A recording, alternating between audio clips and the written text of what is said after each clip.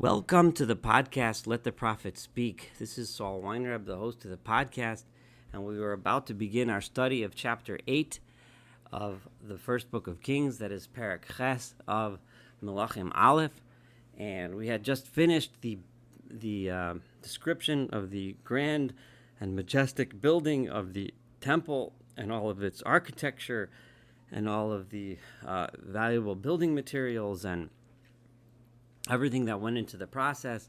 And also we learned about the building of Shlomo's palace. Remember, at this time we now have built the physical structures which represent the culmination of the process of the Exodus, which we discussed in previous podcasts. The people have been redeemed from slavery. They've been given a special religious mission with the Torah. They've been brought into their land. They've created their capital. They've appointed their king. And now they've built a temple in Jerusalem. Now Shlomo is going to inaugurate the temple, and he's going to give a speech/prayer in which we will learn the meaning of the temple, how Shlomo envisions the role that the temple is going to take in the history of the Jewish people specifically, and in the history of the world on a much larger level. And we will learn that through Shlomo's prayer, and that is the bulk of what chapter 8 is about. It's long, so we're going to split it into parts. Most of it speaks for itself, so I will allow, of course, Shlomo, let the prophet speak, as we say the name of this podcast. There are some points that I'd like to draw your attention to as we go through it, but it's a very famous prayer. A lot of pieces of it, a lot of verses from it have made its way into the liturgy in various places, which some of you may recognize. So, the building is complete, and here we go. Oz yakhel Shlomo et ziknei Yisrael. Then, in other words, after the completion of the building, Shlomo gathered all of the elders of Israel, at kol roshei hamatos, all of the heads of the tribes, nisiyei ha'avos, the heads of the families, livnei Yisrael, for the people of Israel. Note here, there is no differentiation between the people of Israel and the people of Judah. They are one united Israel. El Hamelach Shlomo Yerushalayim. They gathered under the leadership of King Solomon in Jerusalem. Lahalos et Aron Brit Adonai, to bring the Aron, the Ark of the Covenant of God, Meir David, from the city of David, Hitzion, which is also known as Zion, to bring it from the tent within which it was residing and bring it finally into the Holy of Holies in the temple itself. And this, of course, would be the final act, inaugurating the temple as the central place of worship. Vayikalu el HaMelech Shlomo kol ish Yisrael, and they gathered under the leadership of King Shlomo all of the ish Yisrael, the men of Israel. And this term we've encountered many times refers, whenever it says ish of any particular people, refers to the leadership, all of the leadership, all of the well-known leaders. V'yerach ha'esanim. In which month? It was in the month of the Esanim, which literally means the month of the strong ones. Eitan is a strong, powerful person, and the month of the strong ones. Now, why? This is the third name we find for the month of the year, giving us the idea that in Shlomo's time, names were given to the months, names that describe them. Until this time, they were always month 1, month 2, month 3. Nowadays, we call them Nisan, Iyar, Tishrei, which is a much later introduction into the Hebrew language. In Shlomo's time, he gave them these names. This is the third name that we learn in the month of the Eitanim. Why? Which is Bechag, on the holiday of Sukkot, Tu HaChodesh HaShvi'i, which is the 7th month of the year. Why he named the month, which we commonly know today as the month of Tishrei, why he called it the Yerach HaEitanim, the rabbinic tradition has it because it was the month in which the Avot, the patriarchs, were born. So the Eitanim, the strong ones, being the month of the patriarchs. Some suggest maybe it's the month of the strong ones because of the holidays that occurred in that month, the high holidays.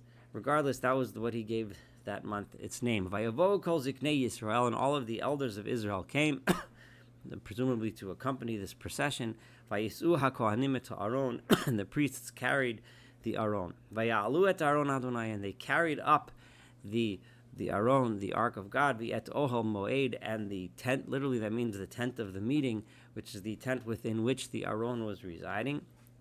Um, Remember, it had King David's statement, Anochi Yoshev beBait Arazim, I'm sitting in a house of wood, and the Ark of God is sitting in a tent. This is the tent which was in, and they removed that and also brought that up to the temple. They had Kol Klei HaKodesh, and all of the holy vessels that accompanied the Aron, that were Asher Ba'ol, that were in the tent. Vayalu Osam HaKohanim v'Halviim, and the priests and the Levites brought them up, meaning up to the temple, which was on a higher location. But Hamelach Shlomo, and the king Shlomo, Solomon, V'chol Adas Yisrael Hanoadim Alav, and all of the community of Israel that were gathered with him. Ito, they came with him, Lifnei Ha'aron, they walked before the ark. Mizabachim, they were sacrificing tzon uvakar, sheep and cattle. Asher lo yisafru, so many that they couldn't be counted. Lo yimanu merov, and they could not be numbered because there were so many.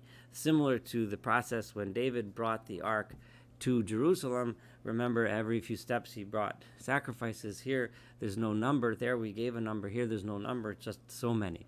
And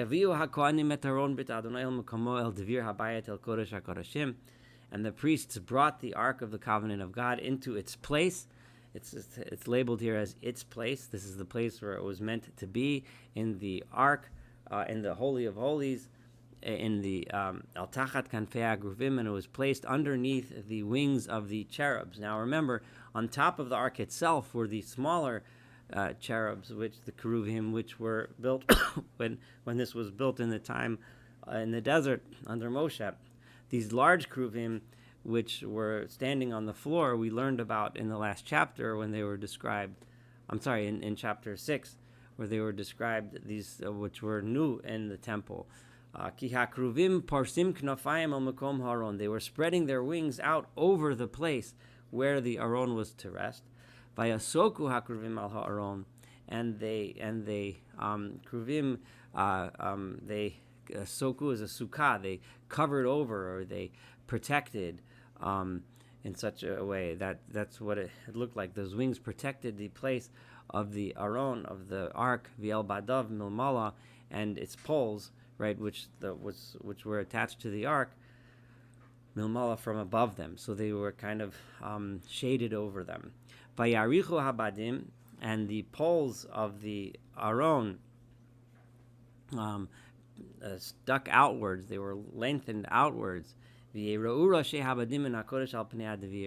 that you were able to see the pole sticking out from the Kodesh, which was before the Devir. The Kodesh is the holy part, the Heichal, which is the hall that preceded the Kodesh HaKodeshim, which was the Holy of Holies. So if you were standing in the holy part, that's where the table of the showbread and the menorah, or the menorot in this case, and the altar of the incense was. If you're standing in that room looking towards the curtain that separated that from the Holy of Holies, you could see the poles projecting out. But you couldn't actually see the poles. And that's where they remain to this day.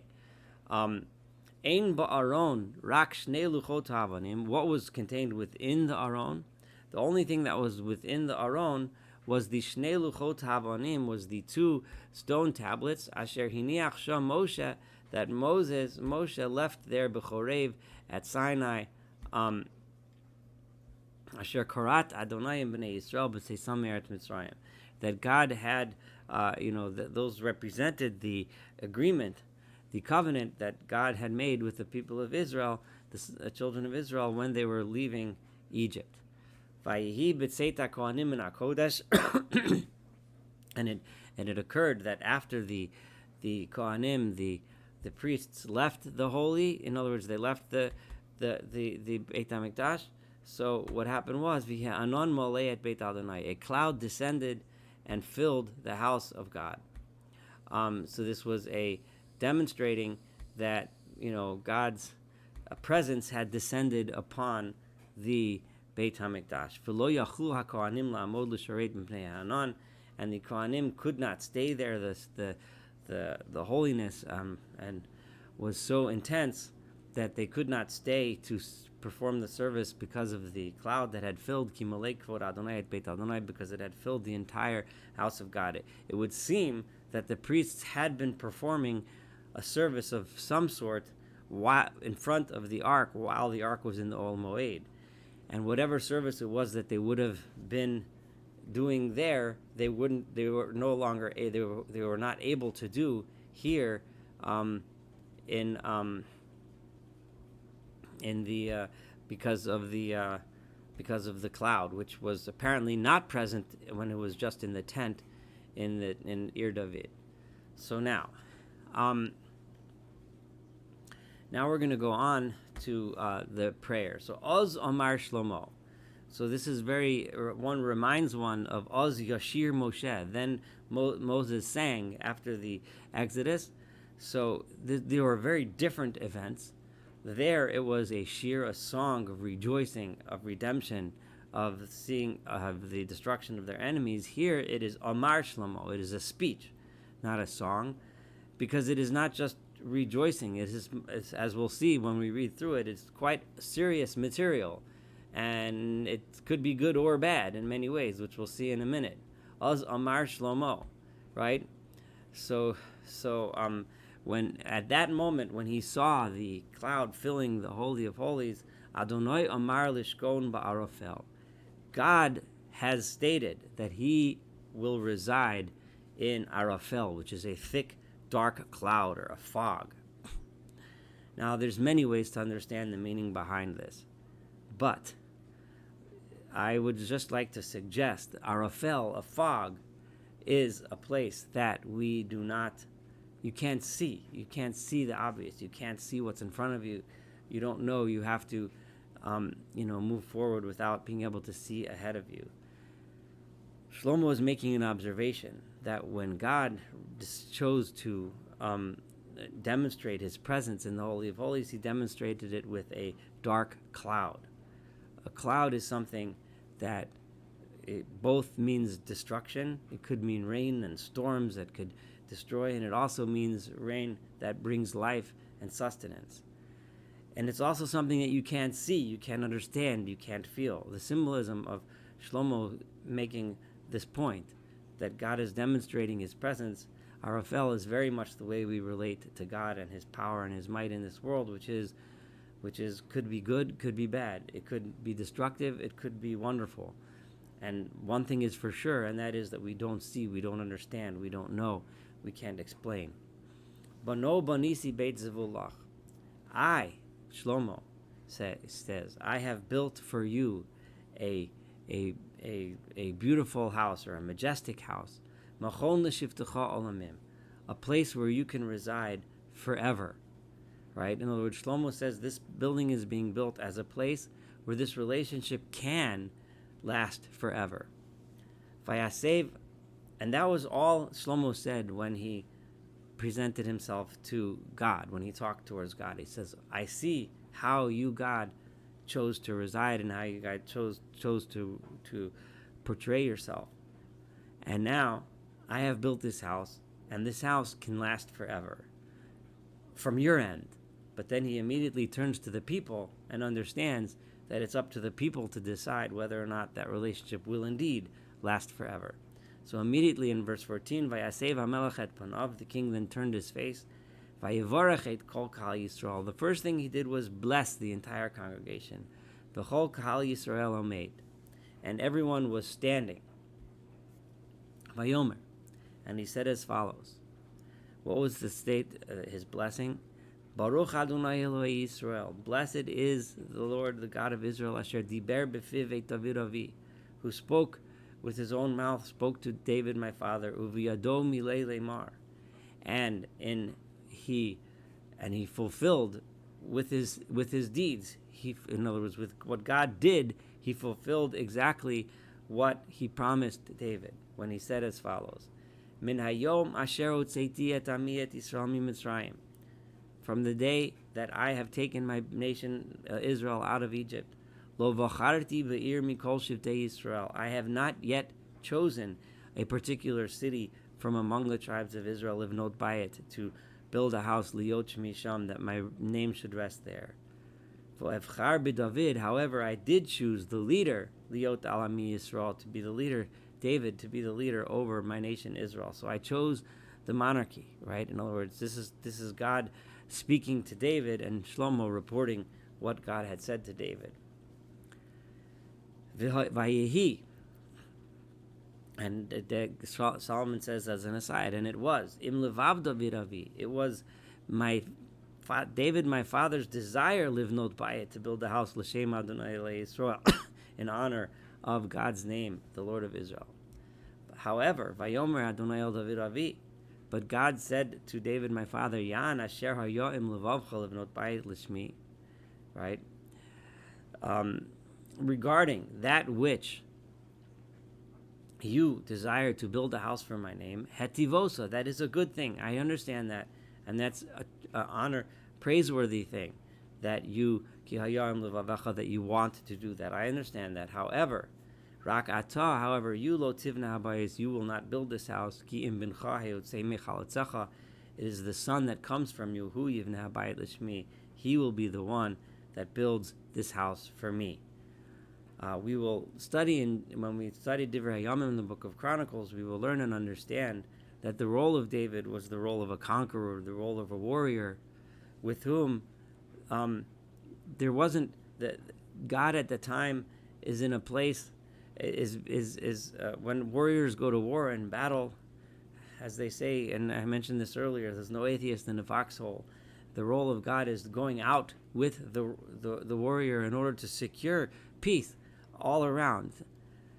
When the point of building a house only becomes important when there's a nation, when there's a solid nation with a stable form of government, in this case, a stable monarchy that passed on to the son.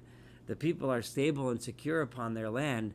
Now they're at risk of losing their connection and attachment with God. While they're fighting their enemies, they're always begging for help. The danger is always lurking around the other corner, enemies around the other corner. However, now they have a choice. They can sit back and enjoy their land and eat, drink, and be merry, so to speak. Or they can say that that's not the reason why we were given this. We were given this in order to dedicate and devote ourselves to something much higher, something much more important, which will be represented by the temple that they built to God, a place for inspiration, a place to spread peace among the peoples of the world. Therefore, it is not your time yet to build this. You, David, will not build it. Your role is to secure peace. When we're securing peace, when there's still fighting, when there's still wars and battles fought, it's not your role yet to build this house. The house will come later. And implicit in that is the promise that there will be a son that will take over. Your monarchy will remain stable. And God fulfilled that promise. And I have now stood in place of David my father, and I have now sat upon the throne of Israel. Kasher diber Adonai, just like God had promised, and I shall now build, or actually I have now built the house. This is the Vav HaMahapech, Evne, even though Evne is in future, but the Vav switches it to past. I have built the house in honor of God, Yisrael, the Lord of Israel. V'asim sham makom la'aron, and I built there a place for the Aron, for the covenant, meaning he built the Holy of Holies, Asher Shambritz Adonai, that the tablets that represent the covenant of God are contained within that Aron. Asher Karatim Avotenu, that God made that covenant with our forefathers, B'hotzio otam me'eretz Mitzrayim, when he took them out of the land of Egypt. So this is the blessing, so to speak, that Shlomo gave to the people so far. This is just finished verse 21. I'm going to complete Kings 8a here, and we will continue this chapter next time. Like I said, it's a long chapter that has to be broken up to, I think, 3 parts, it looks like we'll do. Thank you so much for studying this together with me. Looking forward to hearing more from Shlomo about the purpose of this house and hearing Shlomo's prayers at this incredibly important moment in the history of the world.